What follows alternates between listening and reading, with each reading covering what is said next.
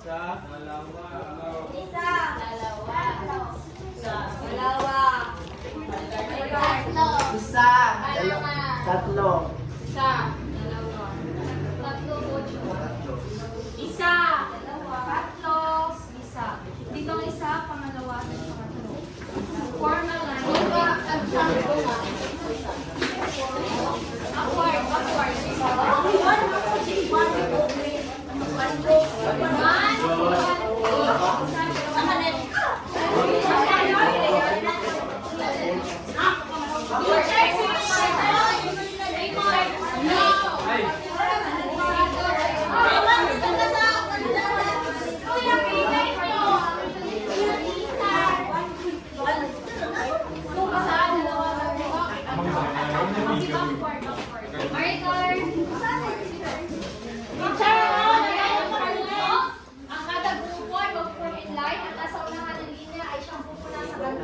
Pero bago niya itong sasagutan, kailangan mo unang ihigop ng 4 na beses at kung sino yung unang makatakip ng kahon ay siya may chance ang sasagot. Naiintindihan ba mga bata? Oo!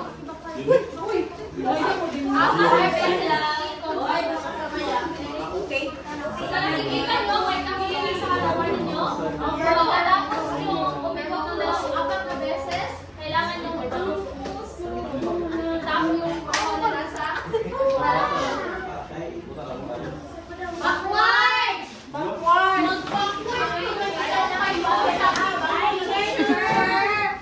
Sino ang group 1? Group 1 and group 2. And group 3. Simulan na natin. Simulan na. Ayan na ang group 1. Sige. Ay, nag-start teacher. Iba. Ano kami ba?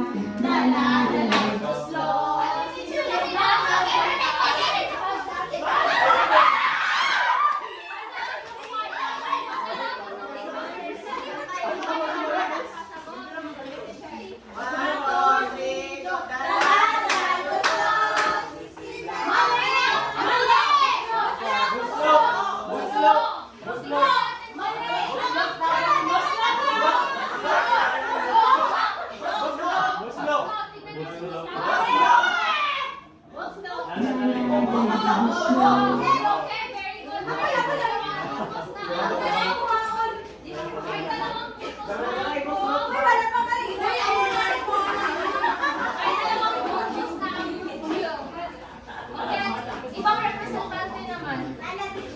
Meron na.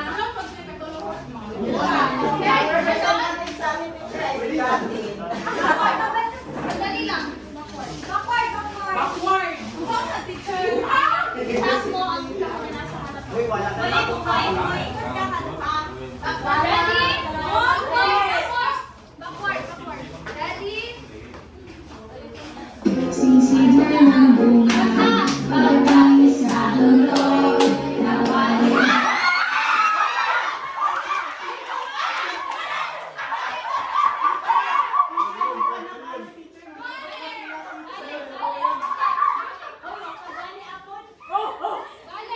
Das Magibol!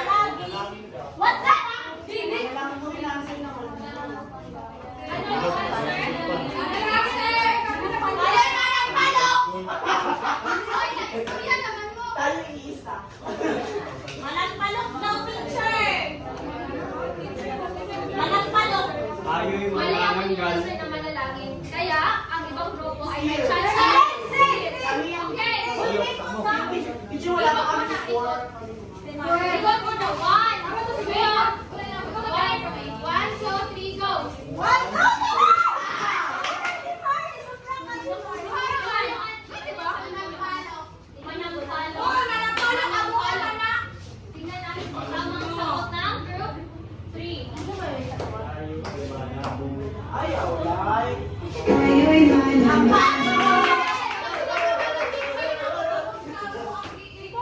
Ganon, another representative.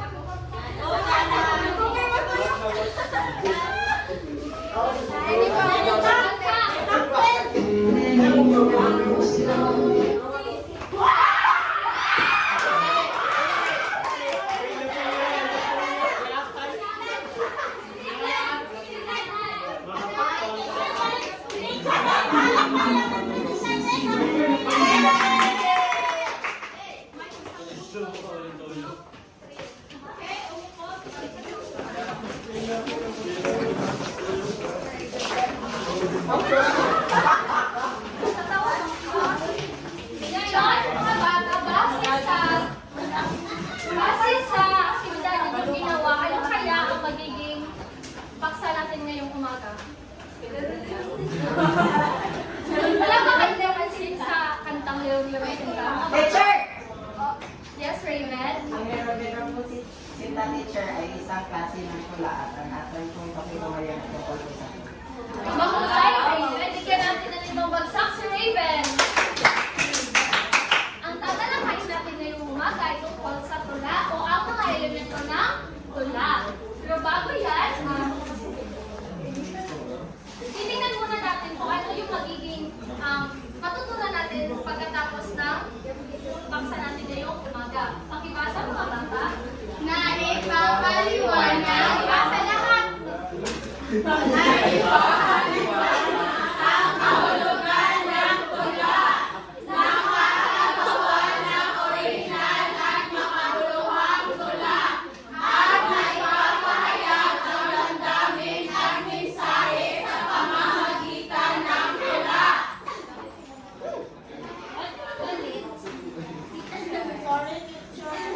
Nakabasa na ba kayo? Nakasulat ng tula?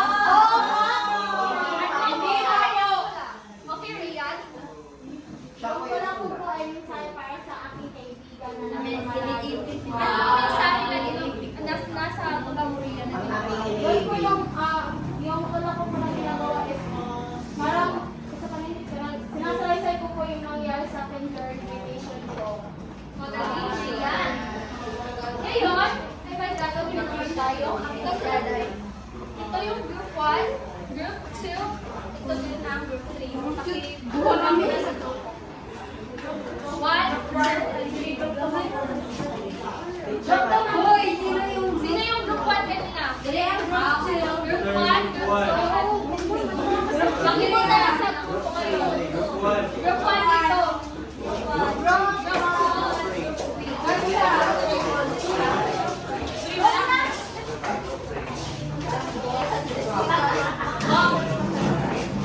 Pupunta.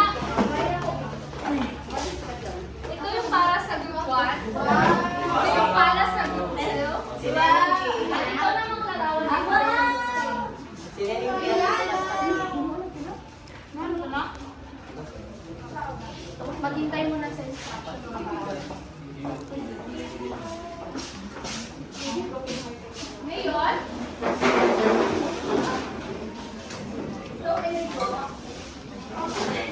Ngayon, ngayon mga bata, meron na kayong mga larawan?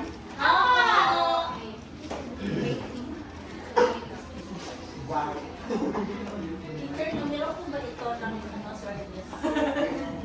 Hindi para yan sa atin. Sa magkaparehong grupo mga bata, ang gagawin ninyo ay ipapahayag ang inyong nararamdaman batay sa larawan. Isulat sa inihanda kong papel at i-paste ito sa pisara. Pero bago niyo yan masagutan, kailangan niyo munang i-solve ang ang binigay kong mga tanong dyan. Kailangan niyo munang i-solve para masagutan niyo ang tamang sagot sa kada larawan. Maliwanag ba mga bata? Magsimula na ngayon. Ang unang maka-paste sa pisara ay siyang makaka-receive ng Teacher, wala may sulok yung teacher. 2 puntos. Marker! I-paste nito sa pisara. Yay! We won! Number 2. Paste na may paste. Ano?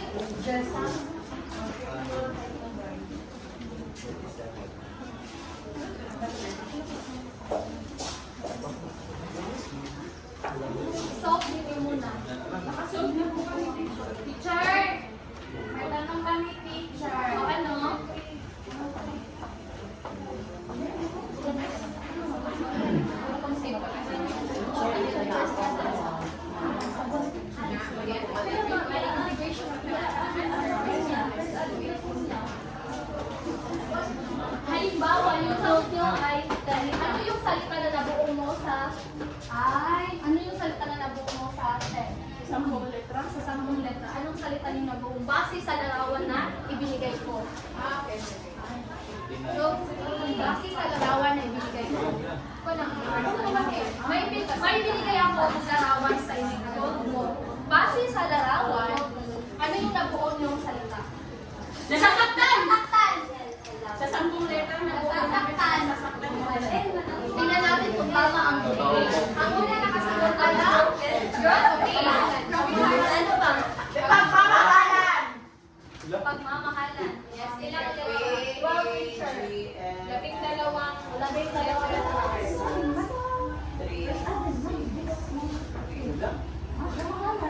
Wow, teacher. 12. At ang group 2, ano yung salitang nabuo niyo group 2? Ano yung salitang nabuo niyo? Nag-iisa? Okay. Tingnan natin kung tama ang group 2. Group 2, group 1, and group 3. Base sa larawan na ito, sa unang pangkat, ang nabuo nila sagot ay ang pagmamahalan. Pagmamahalan. Ito ba ay nagpapahiwating ng pagmamahalan? Si Para naman sa group 2, ang nabuo nilang salita ay ang Nag-iisa. Ito ba ay nagpapahiwating ng mensahe na nag-iisa? Tama, nag-iisa. Tinatamad po yun. At ang group 3 naman, ang nabuo nilang salita ay ang Nasasaktan. Tama ba? Opo, tama. Ito ay nagpapahiwatig o ang larawan na ito ay may mensahe na sasaktan.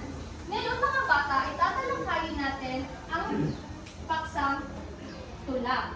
Ang tula mga bata ay isang anyo ng palitikan na naglalarawan ng malugod na damdamin sa loobin o kaisipan gamit ang masining at malikhaing wika. Ginagamit ito upang mapahayag ng emosyon, kwento o alikain sa isang masining na paraan. Meron din ito ang maaaring ang tula ay merong sukat, tugma, sakno at tayutay.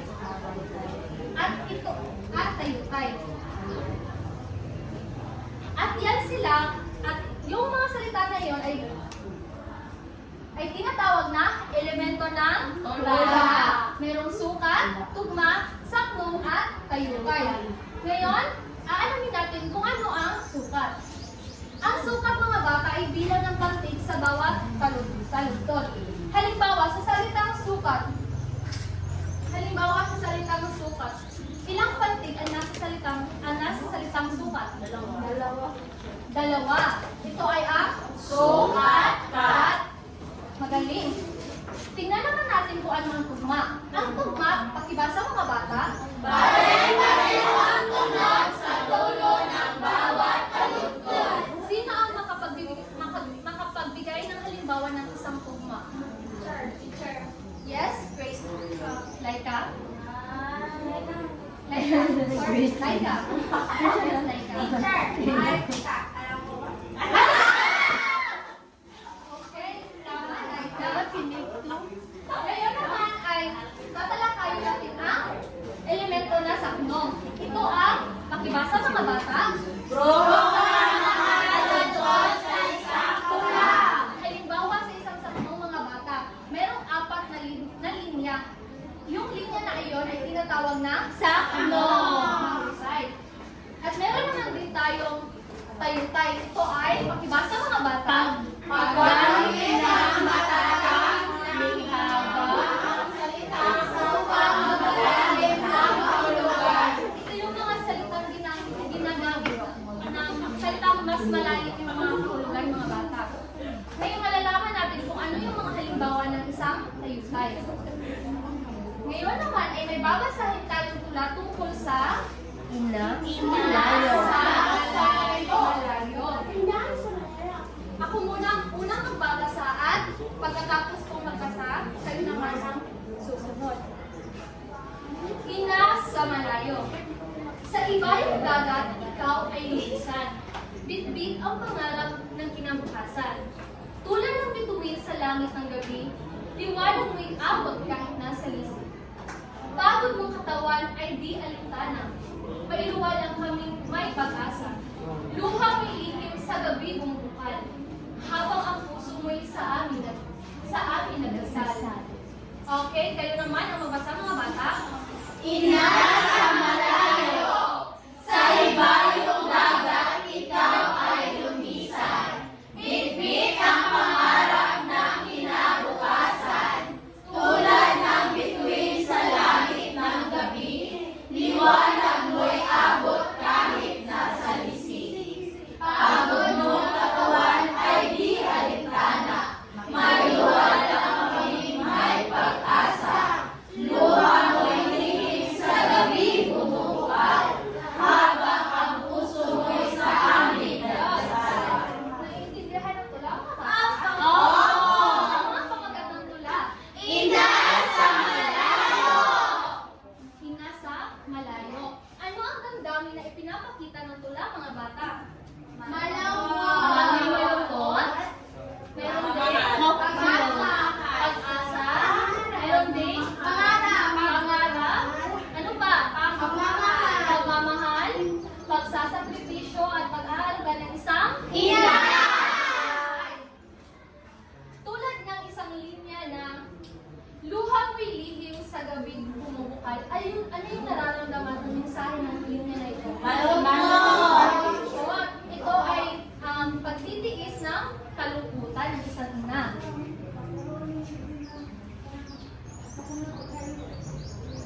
Ngayon naman mga bata, ang unang saknong ay nagpapahiwatig ng sakripisyo at pagmamahal ng isang ina na iniwan ng kanyang pamilya upang mag-ibang bansa para sa kanilang kinabukasan. Ito yung unang saknong mga bata, itong 4 na linya. Itong 1, 2, 3, at 4 na linya or taludtod. Itong linya na ito ay tinatawag na saknong. Ito yung saknong. At sa isang linya o taludtod mga bata, ilan kaya ang sukat nito? Meron tayong Sa ibayong dagat, ikaw ay lumisan. ilang sukat mo? 12. Magaling. Meron tayong 12 sukat sa isang taludtod. At sino naman ang makapagbigay ng halimbawa dito or nakita niyo sa tula na tugma? Tugma. Yes, Rian? Yung, teacher, lumisan at yung kinabukasan. Mahusay, Rian. Ang lumisan at kinabukasan ay halimbawa ng mga tugma sa taludtod o sa tula. Meron tayong lumisan at kinabukasan dahil ang lumisan na salita ay may parehong tunog sa pinakahuling salita. Meron din at ito yung san. Kaya itong dalawang salita na to ay tugma. Meron pang isang tugma na magkapareho. Teacher, yes, Bojo. Gabi at sa recipe. Bakit tinatawag sila o bakit sila magkatugma, Bojo? Bakit? Ang huling letra ay nagtatapos sa letrang I. Mahusay, Bojo, dahil ang letrang, ang salitang gabi at salisi ay may magkapareho tunog na I. Kaya ngayon, ating aalamin kung ano yung mga kayutay sa unang saknong. Base sa inyo, ano yung mga kayutay ng unang saknong? Sir, Okay, Rian? kahit sa akin, parang yung i-alintana at saka bumukal. Bumubukal. Dito muna tayo sa unang saknong. Rian. Sir. Ano yung Teacher, iba yung dagat. Iba yung dagat. Para sa akin. Bakit? Kasi parang ay, di pala. Ano ba? Ay, oo nga, teacher. Para sa akin kasi, siya, teacher, parang gumagamit siya na malalim na salita na hindi naiintindihan ng simple. Okay. Ang halimbawa ng isang kayutay dito sa tula sa unang saknong mga bata ay tulad ng bituin. Tulad ng bituin. Ito yung kayutay na pagkakatulad or simili. Diba alam niyo yung tulad ng bituin, pareho daw siya sa ina. Yung mga bituin ay tulad ng mga ina na nagliliwanag at gumagaway kahit nasa nasa malayo. Meron din tayong isang tayutay na pagmamalabis. Ito yung liwanag may abot kahit nasa lising. Ang salitang sa lising, mga bata, ito yung, ang ibig sabihin nito ay ito yung kahit na nasa malayo or nawala, meron pa rin yung presensya na nadarama ninyo kahit nasa malayo sila.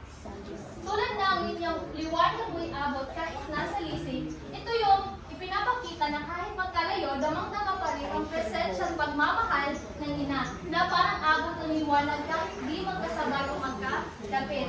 Ngayon mga bata, oras na para kayo naman ang tutukoy kung saan dito ang saknong, sukat, tugma at tayutay sa pangalawang saknong. Sa pangalawang saknong mga bata, ilan ang sukat? Ilan ang sukat? 12, mahusay. Sa pangalawang saknong, meron din 12 sukat. At ano naman ang mga tugma nito? Meron tayo Anak, pag-asa, bumubugal ng dasal. Okay, sa pangalawang saknong, meron tayong tugmang alintana at pag-asa. Meron din tayong magkakayong tugma na bumubukal at nagdasal. Ano naman ang mga tayutay sa pangalawang saknong, mga bata? Bumubukal. Ano? Luhang may lihim. Luhang may lihim sa gabi. Luhang may lihim. Luha mo'y lihim sa gabi bumubukal. Ito ay isang halimbawa ng tayutay na personifikasyon. Luha mo'y lihim na sa gabi bumubukal. Ito ay parang may buhay ang bukal. Di ba ang personification class ay ito yung mga salita para hinantulad siya sa mga walang buhay. Yes. Di ba? Kaya nga sabi dito, yung personification dito sa halimbawa na tayo parang may buhay at luha. Pinahihilwating na tuloy-tuloy ito gaya ng bukal, puso mo sa amin nagdasal. Ang puso ay sinilaraw ang nagdadasal, isang katangiang tao lang ang may lungkot. Ngayon mga bata, naiintindihan niyo na ba ang elemento ng tula? Opo! Ano yung mga elemento ng tula mga bata?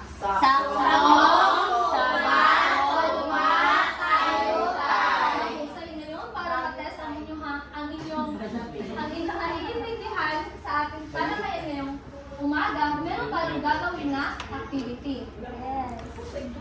Sa kaparehong grupo, makibasa mga bata. Bawat grupo ay pipili na kailangan makasa. Ang bawat grupo ay gagawa ng 4 na linyang tula na may tugma na may 2 saknong.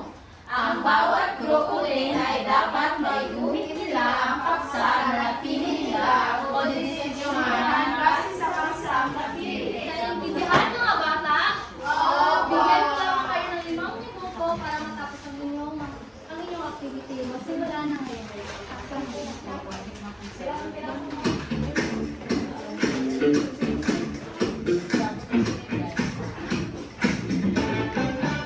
Limang beses lamang. Dalawang sakto, 4 na linya. 4 na?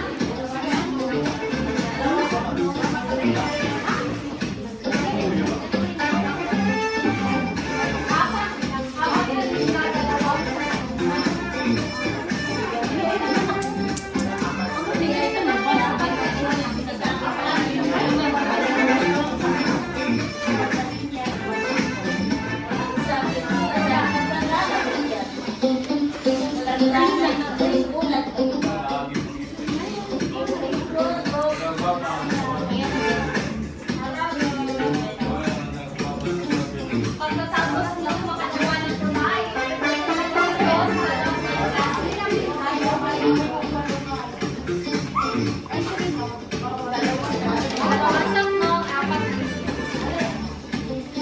Wala may pencil pen picture.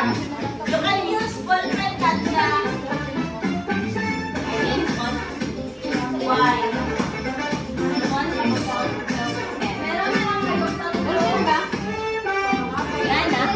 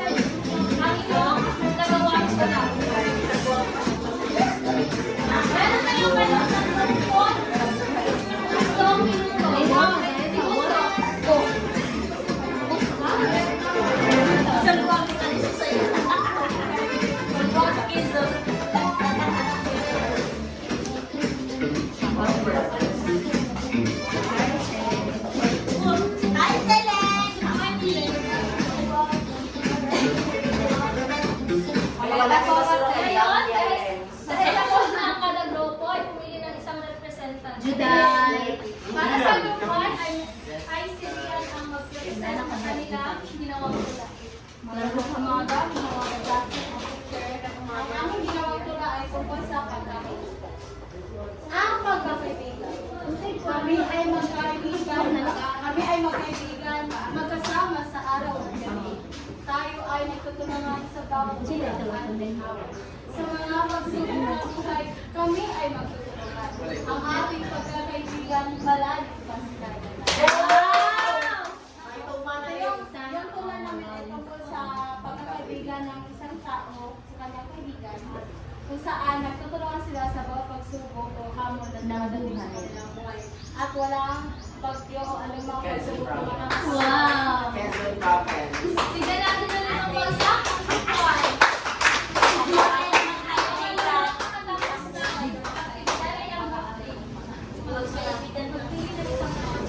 Ang pagkakaibigan sa teacher kasi malapit na po ang Mother's Day.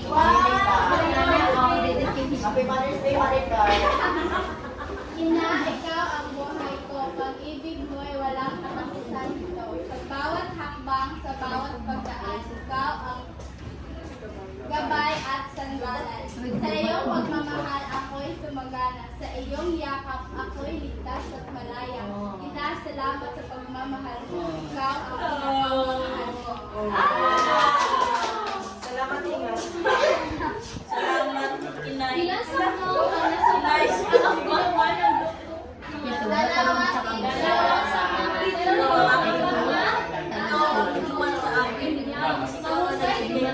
bigyan natin ng ibang bansa ang group 3. Ang group Uwi na po tayo. Para sa aking ibig na. Para sa aking group. Para sa group 1. Pagtulungan na lang tayo. 2. Ang pamagat na aming tula ay tungkol sa pangarap at Pag-aaral. sa pag-aaral, ako'y lumalangkot. Ako'y nakakamitin sa ulungan at sinawa. Ang hirap at pagod ay aking isasama upang makamit ang aking mga pangarap. Sa silid-aralan, ako'y nag-aaral ng may buong puso at determinasyon. Ang mga libro at papel ay aking ginagamit upang magturo ay manay. Bigyan natin ng limang pagsakang sila. Sa kanyang ginawa, ilang linya ang nasa tula? 5. Apat gulo. Nilagay mo na rin sa mga kategorya. 4. Isa, dalawa, tatlo, apat. Nanubara ka po lahat. Hindi mahusay mga bata. Ngayon naman, ay ating i-apply ang inyong natutunan sa totoong buhay. Si Jay, diretso pa sa paglalakad.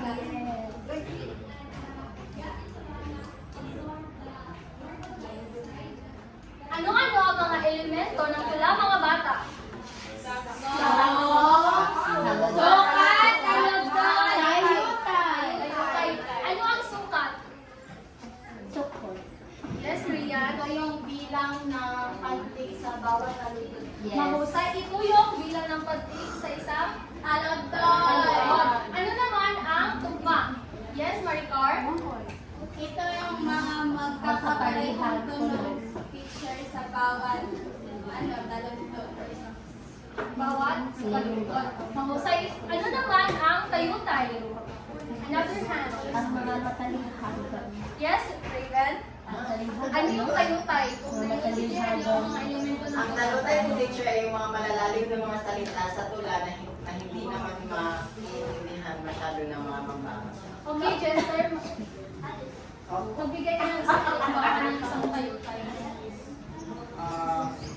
Sa nabasa po kwento kanina po, yung tulad ng bituin sa langit at ang tsunami kami. Mahusay, Jester. Ano naman ang Sakno. sakno? Volume Yes, Nicole? Ano ang sakno? Ano instrument kinaihan siya nilakay? Ano ang sakno? By stanza. Okay. Ang sakno ay ito yung mga grupo ng mga linya o taludtod. Ngayon ay susuriin natin o Susuriin natin kung ano yung mga naiintindihan nyo base sa ating tinalakay ngayong araw.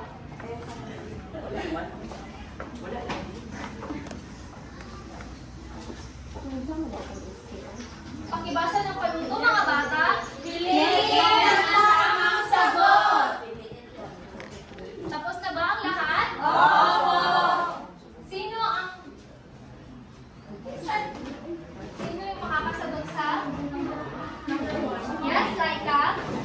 Letter D, teacher, sukat. Pakibasa mo ng Alam, inutukay na nila ng bawat karutin ng sakula. At letter D, teacher, sukat. Tama, Laika, ito ay sukat. Ito yung mga bilang ng pantig sa isang kalugkod. Ano naman para sa number 2? Yes, Bujo? Alin sa mga sumusunod ang tutukoy sa pagkakapareho ng guro sa bawat taludtod? D. Teacher Tugma. Mahusay, Bujo, ito ay tugma. Para sa pangatlo, yes, Marites? Ano ang tawag sa grupo ng mga kaludod sa isang sakula? Ito ay saknong. Ito ay ang mga grupo ng mga taludtod sa isang linya. Ito ay tinatawag na saknong. Para sa number 4, yes, Jasper? Alin sa mga sumusunod ang halimbawa ng talukay? B. B. Ito ay lumilipad ang ating puso sa tuwa. Ito ay isang halimbawa ng isang tayutay. Para sa panghuling tanong, yes, Frizel?